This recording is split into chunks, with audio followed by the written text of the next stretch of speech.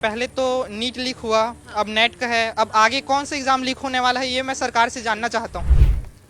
NTA जो paper ले रही है, एनटीए जैसी संस्थान, इतनी बड़ी संस्थान है जो बहुत दिनों से चली आ रही है, नीट का पेपर भी लीक हुआ है, उसको भी रद्द नहीं किया। एग्ज़ाम देके हम आए तो हम लोग को तो ऐसा ही पूरा हम लोग निश्चिंत हो गए थे, रिलैक्स हो गए थे। नीट की इस कंट्रोवर्सी के बीच एक दूसरी कंट्रोवर्सी का जन्म हो गया है और वो है UGC national eligibility test.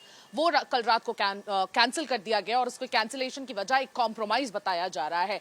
Central government ने इस डिसीजन को रातों रात अनाउंस किया और कहा कि अब सेंट्रल ब्यूरो ऑफ इन्वेस्टिगेशन इसकी जांच करेगा और उसके बाद नए डेट्स अनाउंस होंगे। लेकिन तब तक जो बच्चे अपीयर कर चुके थे नीट के लिए वो आराम से अभी घर पर बिल्कुल एक फ्री माइंड से आराम कर रहे थे, लेकिन अब वापस वो अपने अपने ठिकानों पर पहुंच गए हैं वापस पढ़ाई करने के लिए। उनके मन में एग्जैक्टली क्या हो रहा है, किस तरह से खलबली मची हुई है, ऐसे ही कुछ केस स्टडी से हम बात करने यहाँ पर पहुंचे हैं जिन्होंने अभी यूजीसी एनईटी अपीयर किया था और बड़े अच्छे से फ्री माइंड से बिल्कुल घूमने के लिए निकल गए थे।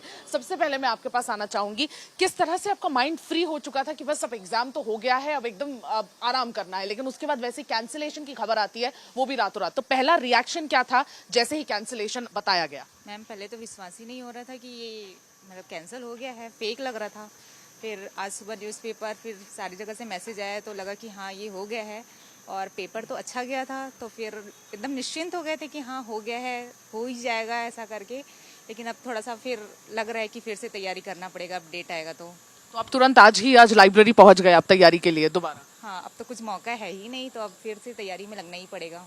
बिल्कुल, वापस तैयारी के लिए आप लोग लाइब्रेरी पहुंच गए हैं। पहला रिएक्शन आप सभी से मैं लूंगी, पहला रिएक्शन बताएं क्या लगा? मैम वही आज सुबह खबर आया कि नेट का जो है एग्ज़ाम कैंसिल कर दिया गया है। तो नेट का एग्ज़ाम इस बार हमारे लिए बहुत ज़रूरी था क्योंकि छत्तीसगढ़ में आने वाले समय में असिस्टेंट प्रोफेसर का एग्ज़ाम होना है। तो इस लिहाजे से यह एग्ज़ाम जो था नेट का वो बहुत महत्वपूर्ण रखता था और इसीलिए हम लोग हर दिन लाइब्रेरी में 10-10 घंटे यहाँ पे तैयारी करते थे ताकि इस बार का एग्ज़ाम निकले और हम लोग एपी के लिए अपेयर हो पाएँ। और हुआ ये भी कि नेट निकल गया, पर पता चला कि नेट एग्ज़ाम रद्द हो गया। तो बहुत बड़ा शौक तो ये लगा हम लोग को कि अब आगे क्या करना है और आगे असिस्टेंट प्रोफेसर के पेपर में कैसे हम लोग अपीयर कर पाएंगे। सबसे बड़ा तो चुनौती हमारे सामने यही हो गया है।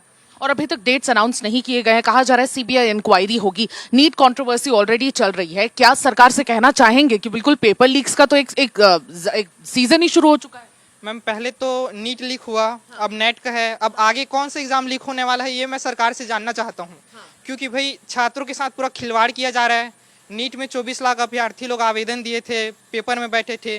अब जो नेट हुआ इसमें 12 लाख दिए थे। अब आगे कितने लाखों छात्रों के साथ खिलवाड़ किया जाएगा, सबसे पहले तो मैं इसका जवाब जानना चाहूँगा।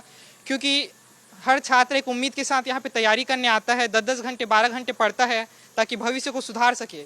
तो ये तो साक्षात छात्रों के भविष्य के साथ खिलवाड़ किया जा रहा है। तो मैं सबसे पहले तो सरकार से यही जानना चाहूँगा कि इस बारे में सरकार का क्या ओपिनियन है। और मेरे 2 मांग ये है कि सबसे पहले तो जो चेयरमैन है, एनटीए के चेयरमैन को इस्तीफा देना चाहिए। और दूसरी बात, एनटीए की जगह एग्ज़ाम के लिए दूसरा बॉडी जो है एग्ज़ाम कंडक्ट करने के लिए होना चाहिए ताकि एग्ज़ाम जो है इम्पार्शियल तरीके से कंडक्ट किया जा सके। बिल्कुल, नेशनल टेस्टिंग एजेंसी जो ये सारे एग्जाम्स कंडक्ट कराती है, जो नीट कंट्रोवर्सी के चलते बहुत फायर भी फेस कर रही है, उसके चेयरमैन को अब इस्तीफा देने का वक्त आ गया है, ऐसा मानना है कुछ स्टूडेंट्स का। आप क्या कहना चाहेंगे? आप गवर्नमेंट से क्या डिमांड रखेंगे? 12 लाख बच्चे पहले एनईटी में, फिर नीट में 24 लाख बच्चे, खिलवाड़ किया जा रहा है, आपको भी लगता है? बिल्कुल मैम, पूरा खिलवाड़ ही चल रहा है। हमें तो यही मांग है कि एनटीए के चेयरमैन को इस्तीफा दिया जाए। और हम एग्ज़ाम देके हम आए तो हम लोग को तो ऐसा ही पूरा हम लोग निश्चिंत हो गए थे, रिलैक्स हो गए थे कि हमारा तो एग्ज़ाम अब निकलेगा करके। और आगे हम लोग सारे बुक्स भी रख के एकदम अब इंजॉय मूड में थे। अचानक से ऐसा एग्ज़ाम कैंसिल हो गया, कल रात को मुझे पता चला तो एकदम शॉक्ड थे हम मैम। और अगर देखा जाए तो एग्ज़ाम भी तो फेयर तरीके से हुई लगा था हमको, क्योंकि सारे जो सुरक्षा के मानक थे सारे किए गए थे, कड़े वड़े सब निकाल दिए गए थे। पता नहीं लेकिन कहाँ चूक हुई। तो हम तो बस यही चाहते हैं कि एग्ज़ाम्स के डेट जल्दी जल्दी अनाउंस कर दिए जाएं ताकि हम लोग भी आगे के जो भी हमारी तैयारी है वो सुचारू रूप से कर सकें। और बस वही एक ये मांग भी है कि एनटीए के चेयरमैन को इस्तीफा देना चाहिए, क्योंकि ये बहुत बार हो गया नीट के एग्जाम के साथ एनटीए, और पता नहीं आने वाले और कितने एग्जामों में ऐसे ही चलता रहेगा मैम। बच्चों के भविष्यों के साथ खिलवाड़ हो रहा है। सबसे बड़ा सवाल ये है कि और कितने एग्जाम्स की बलि चढ़ानी पड़ेगी, और एनटीए के चेयरमैन को अब इस्तीफा देना चाहिए। जो मांग है ये काफी तुल पकड़ रहा है। आप भी यही मांग करेंगे?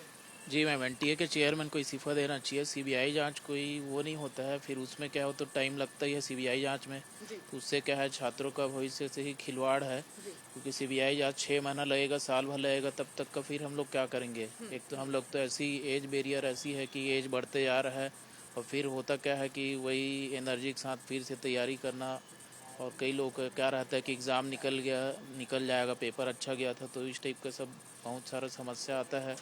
तो मेरा वही मानना है कि एनटीए के चेयरमैन को इस्तीफा देना चाहिए, और सरकार को इस पर कड़ा एक्शन लेना चाहिए, जिससे छात्रों के भविष्य के साथ जो खिलवाड़ हो रहा है उसे सुधारा जा सके। बिल्कुल। आपको कितने देर लगते हैं, मतलब कितने घंटे की पढ़ाई लगती है, दिन में कितने घंटे की पढ़ाई लगती है एनईटी की तैयारी करने में? और जब ऐसा कुछ होता है तो मन में सबसे पहले क्या होता है, मतलब कितना अपसेट आपका मन हो जाता है? लगभग जितने लोग यहाँ पे खड़े हुए हैं सब 10-10, 12-12 घंटे यहाँ पे लाइब्रेरी में पढ़ाई कर रहे हैं। और ऐसी जब घटना घटती है तो मन में बात आती है कि हम सरकार जिस पर भरोसा किए हैं वो हमारे साथ दोगलापन कर रहा है। एनटीए जो पेपर ले रही है, एनटीए जैसी संस्थान, इतनी बड़ी संस्थान है जो बहुत दिनों से चली आ रही है, नीट का पेपर भी लीक हुआ है, उसको भी रद्द नहीं किए, उसमें भी अपनी तरफ से बताया जा रहा है कि हमारी कोई गलती नहीं है और नीट का पेपर अपन रद्द नहीं करेंगे। और अब नेट के पेपर में भी कहीं ना कहीं लीक हुआ है, बिहार से ऐसी सूचना आ रही है, तो उसके ऊपर कुछ ना कुछ ऐसी कार्रवाई करनी चाहिए कि कभी भी लोग इस तरह से करने में सोचे। और बड़े बड़े रसूखदार लोग इसमें जुड़े हुए रहते हैं, जो बड़े बड़े नेताओं से कांटेक्ट में रहते हैं। बिना नेताओं के संरक्षण के ऐसा कुछ भी नहीं हो सकता है, चाहे वो पक्ष के रहे चाहे विपक्ष के रहे।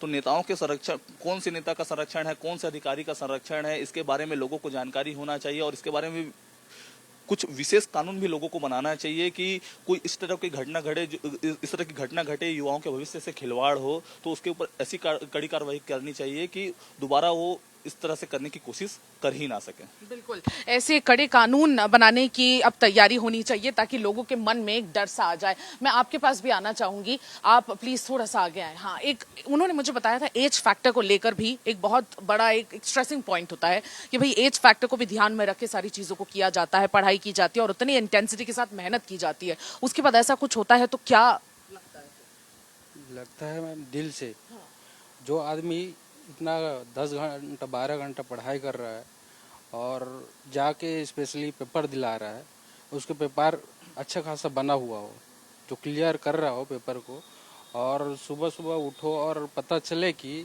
पेपर जो है लीक हो गया है, तो उस कंडीशन में मैम एक उम्रदराज व्यक्ति को ना बहुत परेशानी होता है, क्योंकि ऑलरेडी जो शादीशुदा है, जो बच्चे हैं उसको छोड़ के यहाँ लाइब्रेरी में आके बैठ रहा है, तो भाई बहुत दुख होता है उस कंडीशन में। तो इस पे मैं बोलना चाहूँगी सरकार को एक अच्छी रणनीति बनानी चाहिए, और रणनीति बनाते हुए एनटीए को अच्छे से पेपर कंडक्ट कराना चाहिए। बिल्कुल। क्या आपको उम्मीद है, कि आपको भरोसा है कि आगे आपके साथ ऐसा नहीं होगा, या ये भरोसा टूट गया है? ये भरोसा तो अब 2 पेपर में दिख गया कि भरोसा तो नहीं है सरकार पे, लेकिन इस पर कड़ी कार्रवाई करनी चाहिए, इस पर कानून बनाना चाहिए सरकार को। इस पर कानून बनाना चाहिए और कड़ी कार्रवाई होनी चाहिए। और यूजीसी एनईटी, ये जो बहुत यूजीसी एनईटी के एग्जाम्स है, नीट के एग्जाम्स है, ये सारे एलिजिबिलिटी वाले एग्जाम्स होते हैं।